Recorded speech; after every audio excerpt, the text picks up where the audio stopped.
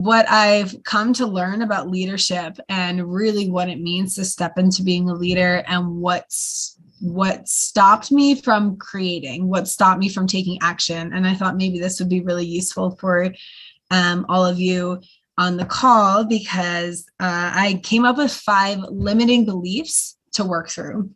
So it stops me from waiting and I start creating. And like I said, my shift really came when social media went down. And so I really just started to see how much I was in kind of like delusion. Like I had this idea, but I wasn't really taking action. And I was kind of waiting for something to happen, but I wasn't really sure what I was waiting for. I was just kind of like, okay, I have these ideas and I really want to do them, but I couldn't translate. There was like this thing that stopped me. And so obviously what happens when you have blocks, you start looking really deeply at yourself and start getting honest with yourself. And so these are the 5 that I came up with.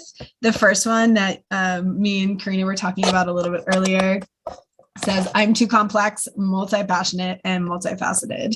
And that is just not true. That is part of the magic. And I think I'll probably end up calling a lot of people into this space that are super complex, super multifaceted, and multi-passionate. And being these things in the world now, it requires you to be complex. It is complex, right? And so being multi-passionate and multifaceted, there's always like a thread of some sort. And so you try things out and you see what works, and you start to like weave the thread and see how your passions actually do fit together. Although it doesn't always make sense right away. Always be okay with the fact that you are that. I think the world really needs that right now. It's like, you want to learn a little bit about crypto. You want to learn a little bit about emotional intelligence. You want to learn a little bit about magic. You want to learn a little bit about hypnotherapy. And just, you have the more tools we have to deal with the insanely intense moment in time that we're moving through right now, the easier it is and the more we have to share. So multifaceted, multi-passionate, complex is amazing. It's a huge, huge gift. Can feel overwhelming at times, but it is such a gift. I'm so grateful for that in my life, at least. And so from there, I wanted to share another limiting belief is that no one wants to hear what I have to say, and that what I have to say is not valuable. And again, I'm going to say that that is not the truth. The belief that I've adopted is that even if it's only one person that it affects, it's still making an effect. And we know that we live in a complicated world. We know that we live in a deeply interconnected, interwoven world.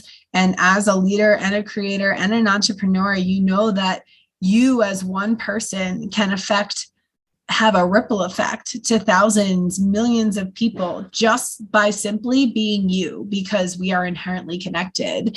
And so you should share your story. You should say what you have to say, of course, within reason of being self-reflective and knowing where these things are coming from. But for the most part, we should be sharing our stories, because we are on the front lines of a changing world, and a changing world that needs people to step up, that are willing to put their self out there, so other people know that there are people like them, and so that other people can see that it is possible by changing yourself and changing the people around you, that they can also change, and that we can really do this together. So thinking that nobody wants to hear what you have to say is definitely something that's come up a lot, but it's something that needs to be looked at, because even if it's just one person, really, it's so important. yes, get up, stand up for your rights, talk about what you need to talk about, share what you need to share about, and let yourself be seen, right? Let yourself be seen. So that kind of leads me into the next one here that says, it needs to be perfect and everyone needs to like me. Okay, this one is so, it is, I think, especially for, at least from my experience as a woman, it is such a people pleasing trait to be like, oh my God, I need everyone to like me. I can't ruffle any feathers, because if I ruffle feathers, I'm not going to be safe. I mean, at least at the bottom of that belief is I'm not safe if people don't like me. And the truth is, yeah, in the past, that was the truth. Like, if you ruffle feathers and you were like an herbalist in medieval times, well, you'll probably get hung at the stake, right? So it definitely holds a lot of weight. And it feels like this is one of the wounds that we are currently really looking at, because having everyone like you means that you can't possibly be authentic to yourself if everyone likes you. It's like, you can be an acquaintance, you can still be a kind person. That doesn't undo your kindness, that doesn't undo your love and your ability to meet the world in a loving way. But it comes from a space of lack and a space of fear if you're trying to please everyone. And yeah, it doesn't have to be perfect. There is no such thing as perfect, as I'm sure you all know. So I'm just going to pause here for a second. I want to ask if these first three resonate at all. If anyone has anything to share about these three, or if you've come up in contact with these limiting beliefs and what your experience was. We'll move on to 4 and 5. My life needs to be in perfect order. Again, this like perfectionist thing that I've obviously dealt with also. My life needs to be in perfect order in order to help other people. So that's maybe what I should have written, the full sentence. My life needs to be in order to help other people. And like you said, Karina, we are just work in progress, and all of us are work in progress. And this kind of goes back to number 2. It's like, you have a specific story. You've been through these challenges, you know, certain things, how you've related with people, you've learned, you've gone to school, you've gone to trainings, you've gone to yoga, you've done tapping training, you've done engineering, all these things. And it's like, okay, all of my boxes are checked. But I think really being a leader now is realizing that the boxes that need to be checked are already checked, right? It's doesn't make you any better or more qualified to help somebody or to create a project just because your life's in order on the outside. It's like, it's really about the inside. That's why people go into these entrepreneurial journeys, or at least now what I see is that the face of leadership is changing.